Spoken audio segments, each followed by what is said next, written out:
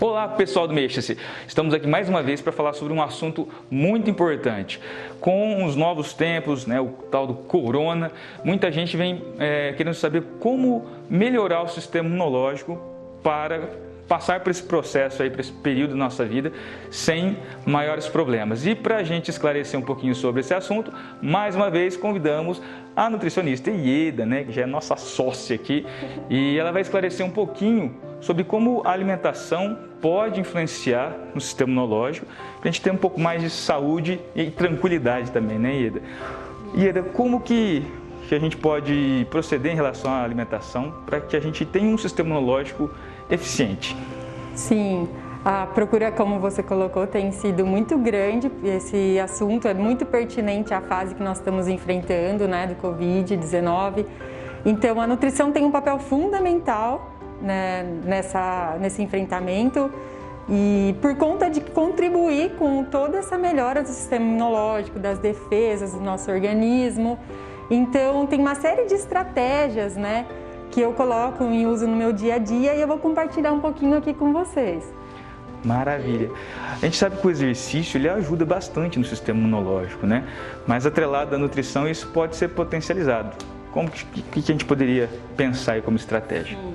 A atividade física tem um papel muito importante nessa melhora, no fortalecimento do sistema imune, na modulação da nossa imunidade.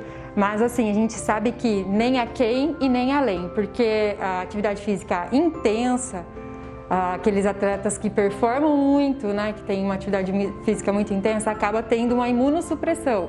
Então acaba tendo assim, o sistema imunológico bem suprimido por conta da atividade física. Então, a atividade física controlada, bem controlada, ela só tem de ser benéfico, mas em excesso tudo vai fazer mal, Wilson? Exatamente. A gente tem estudos que mostram que o exercício de intensidade moderada, e aí o que é moderada? A gente fala sempre para os nossos alunos, moderado é uma intensidade que ela deve ser prescrita, de acordo com a avaliação física e tal, mas é aquela intensidade que a gente tem um desconforto, mas não é tão intensa.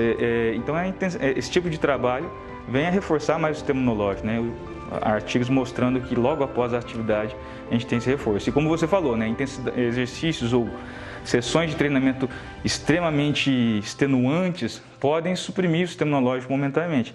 E tem a questão que a gente chama de overtraining, que é um assunto um pouco mais extenso, mas o excesso de treinamento a longo prazo pode suprimir muito o sistema imunológico. E, claro, dependente dessa prescrição adequada, mas o que a nutrição pode nos auxiliar nessas situações, tanto agudamente quanto ao longo do tempo? Falando em sistema imunológico e nutrição, não tem como não falar de intestino. Eu sou uma apaixonada pelo intestino e acredito que é um dos grandes pilares para se ter um bom sistema imunológico, para se ter uma boa imunidade. Por quê? Cerca de 80% das reações, das expressões de proteínas são feitas via intestino. Então, esse intestino contribui com mais ou menos 80% da nossa imunidade. Não tem como falar em modulação de imunidade sem falar em modulação desse intestino. Que bacana, é verdade. Eu não sei se você sabe, eu sou estudante de nutrição há uns 15 anos, Não porque eu repeti, mas é porque a gente não tem tempo suficiente. E eu tenho ouvido falar assim, a gente que está aprendendo ainda, há algum tempo sobre isso, modulação intestinal. O que vem a ser isso? Sim, são uma série de estratégias, tanto de manejo dietético como a suplementação de alguns nutracêuticos, também probiótico terapia, para ajudar a dar suporte nesse intestino e assim contribuir com uma melhor imunidade, certo? Então a gente sabe que a imunidade, a gente tem dois tipos de imunidade, a imunidade inata e a imunidade adquirida. Então a imunidade inata é as nossas barreiras naturais, as células killers, os eosinófilos, os macrófagos, mas a gente também tem a imunidade adquirida, aquela que a gente vai ao longo do tempo, pelos fatores ambientais, os fatores exógenos, a gente acaba tendo o contato com determinadas, tanto alérgenos alimentares, quanto a exposição mesmo ao ambiente, dependendo isso tem um fator positivo ou negativo, isso vai depender do tanto, o quanto a gente se expõe a esses agentes agressores. Mas ter uma boa imunidade, ter esse intestino funcionando de maneira equilibrada, bem, tem um fator assim, muito importante, realmente é um fator fundamental, porque a maioria das doenças autoimunes, eu costumo brincar que o que acontece no intestino não fica só no intestino, repercute para o corpo inteiro, para o nosso organismo todo. E a maioria das doenças autoimunes, elas iniciam por esse desequilíbrio no intestino. Então, a gente tem no intestino barreiras, grandes junções, né, junções fortes. E aí, algumas coisas vão fazendo com que essas junções vão ficando mais fracas e desequilibrando esse intestino e acaba gerando... A maioria das doenças autoimunes começa por conta desse intestino sendo lesado, né, perdendo a permeabilidade intestinal. Legal. E o que a gente pode pensar em termos de alimentos, de nutrição, para que melhore essa... Sim, primeiro ponto, comer comida de verdade. Eu tenho visto o pessoal comendo muito ultraprocessado, principalmente na fase de pandemia, da quarentena. E a pior coisa para piorar, né? A pior coisa até redundante aí, é o que piora muito a nossa imunidade. A gente precisa optar mais por alimentos, comida de verdade, não tem lista de ingrediente, aquilo que Deus fez, que está cheio de fitoquímicos, de compostos bioativos. Então, reforça a imunidade cuidando dessa alimentação. Eu vou colocar algumas estratégias aqui que eu faço no meu dia a dia, compartilho com vocês agora, que ajudam também bastante. Então, incluir mais antioxidantes naturais na nossa dieta. Uma maneira de fazer isso, né, a gente tem N formas de fazer isso. Eu gosto muito dos shots para imunidade, né? São shots, nada mais é do que concentração de compostos bioativos, né, através de alguns fitoquímicos específicos. Quando eu já vou preparar meu café da manhã, vou preparar o café, eu já tomo meu shotzinho enquanto eu preparo, né, já logo em jejum, que já é um choque já para esse organismo tendo esse turbilhão aí de compostos bioativos. Eu costumo fazer pelo menos 3, né, colocar 3 tipos de bioativos aí. Gosto muito do extrato de própolis, certo? Aqui está o extrato de própolis verde, né? Então gosto de colocar 2 dedinhos de água num copinho, com mais umas 15, 20 gotas de extrato de própolis. Gosto de colocar cúrcuma, tanto a cúrcuma quanto o gengibre, tem vários estudos demonstrando melhora da imunidade, né, fortalecimento do sistema imune, já tem muito amparato para isso, né, e a ciência comprovando esses benefícios. Então, gosto muito de fazer o shot assim, cúrcuma, extrato de própolis e o gengibre, tá, em pó, pelo menos esses 3. Vou fazendo um rodízio de alguns, né, pode colocar canela, pode colocar moringa, mas o que eu mais gosto, o que eu mais uso são esses 3, certo? Tradicionalmente, acho que até estudos mostram que o maior suplemento usado em todo mundo são os complexos vitamínicos. Eles fariam esse papel ou não tem nada a ver? Olha, é claro que a gente insiste sempre que comida de verdade tem os nutrientes mais biodisponíveis possíveis. Mas nesse momento de imunidade mais que caiu, é necessária a suplementação de alguns, né, para dar um reforço. Então eu gosto muito da vitamina C também, tem vários estudos com a vitamina C. Com o zinco tem um fator antiviral bem expressivo, bem importante, então suplementação. A vitamina C não é coisa muito excessiva, uns 200, 300 miligramas, não precisa ser de 1 grama. Pode ser também via cítricos, né, um suco, também pode fazer isso, então eu acho bem interessante essa suplementação. Legal você falar da vitamina C, né? Você é novinha, talvez não tenha vivenciado isso aí, né? Mas nos anos 90 teve o boom da vitamina C, talvez até antes, mas vitamina C, né, que eu me lembro, eu estava começando na vida esportiva, era a ideia de melhorar o sistema imunológico, melhorar a recuperação, era a vitamina C e a galera abusava, às vezes, né? 1, 2 gramas... Tinha gente que não sabe nem, né? Eu mesmo, é gostosinho, eu colocava 2, 3 efervescentes, que é uma delícia. A gente tinha essa ideia. Então hoje a gente sabe que não precisa doses tão altas assim. Menos é mais. Na suplementação, na fitoterapia, quanto menos é melhor, porque a gente vai absorvendo aos poucos. A gente não consegue absorver grandes quantidades, então acaba sendo excretado muito. Então eu prefiro doses menores, tá? Para ter um efeito mais eficiente. Também gosto muito da vitamina D. Complementando a vitamina D, a gente tem fontes pequenas na alimentação de vitamina D, é mais no sol. Mas eu acho interessante doses de 1.000 a 2.000 UIs. Ela tem um fator muito importante porque ela ajuda na produção de defensinas.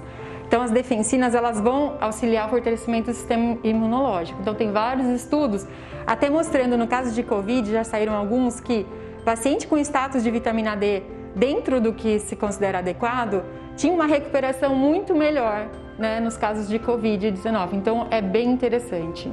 Legal. Voltando uma pergunta lá no começo que a gente fez, né? Hoje, com a questão do Covid, né, o exercício foi muito exaltado para melhorar o sistema imunológico. Então, no entanto, como a gente falou, a gente sabe que exercícios de altíssima intensidade, como muitas vezes acontece, né, algumas modalidades de esporte, fiz atividades extremamente extenuantes ou participei de uma competição, isso faz com que a gente tenha uma depressão do sistema imunológico. O que fazer? O que a gente pode fazer para, talvez, amenizar isso? Sim, essa série de estratégias, como eu fui colocando, porque a gente sabe que essa atividade física muito extenuante produz muitos radicais livres. E isso tem impacto negativo nas células, né, no envelhecimento celular e também na imunidade. Então, essas substâncias, esses compostos fenólicos, às vezes pode vir até uma contribuição por um chá que tem bastante composto fenólico, mas eu escuto muito, mas a nossa região é muito quente, como eu faço para tomar chás, né? Então, de repente, fazer o suchá, até tem algumas dicas lá no meu Instagram, que é a mistura de uma fruta, né, batida com algum chá, e coloca gelo, então fica bem interessante para a gente, né, ter também esses compostos bioativos, esses compostos fenólicos, vindo da contribuição. Pelo menos tentar colocar uns 3 chás aí por dia. Legal. Então, só para esclarecer, o pessoal, né, a atividade física de alta intensidade, sim, pode causar uma supressão momentânea.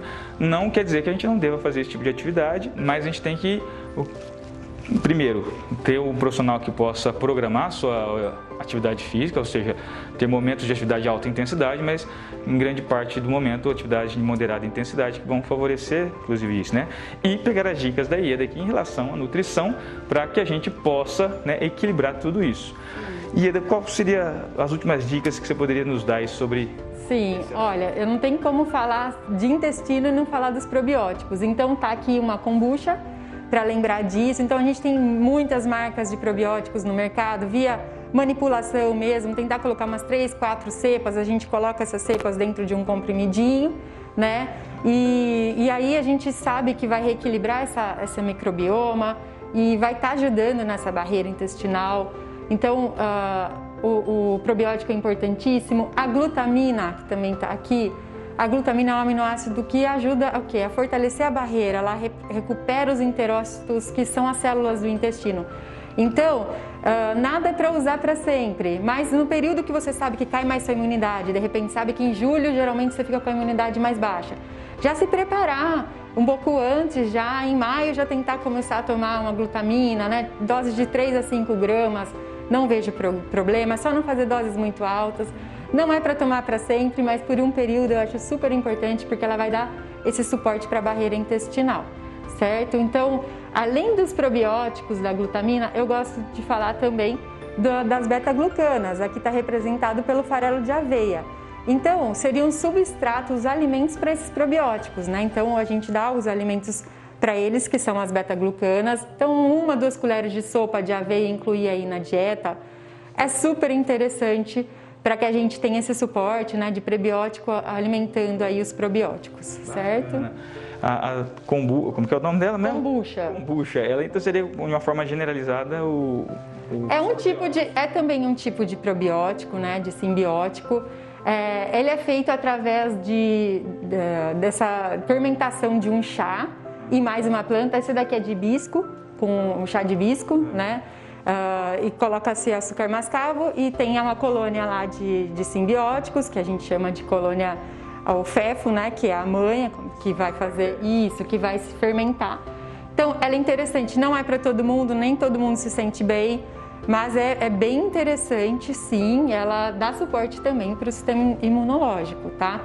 Mas eu gosto muito da probiótico terapia via farmácia de manipulação também. É uma coisa mais individualizada, né? Isso, individualizada. Legal, acho que, bom, sempre tem bastante assunto sobre esse tema, mas o Mexas vai ficando por aqui. Espero que vocês tenham aproveitado essas informações. Obrigado mais uma vez, Ieda. Eu que agradeço.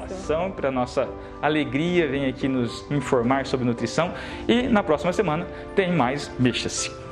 Tchau, tchau.